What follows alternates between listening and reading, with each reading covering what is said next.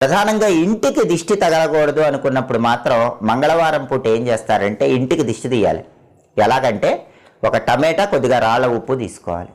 ఆ రెండు కలిపి 3 సార్లు క్లాక్ వైజ్, 3 సార్లు యాంటీ క్లాక్ వైజ్ ఇంటికి దిష్టి తీసి దూరంగా పారేయాలి. ఇది మంగళవారం చేయొచ్చు, ఆదివారం చేయొచ్చు. నెలకు ఒకసారి చేయండి. టమాటా, రాళ్ళ ఉప్పు ఈ రెండింటితో దిష్టి తీయాలి. తర్వాత ఇంకొకటి, మంగళవారం పూట దిష్టి బాగా ఎక్కువ ఉన్నప్పుడు ఇంకొక దిష్టి కూడా తీయండి. అదేంటంటే ఒక గిన్నెలో నీళ్లు పోసి దానిలో కుంకుమ కలపండి.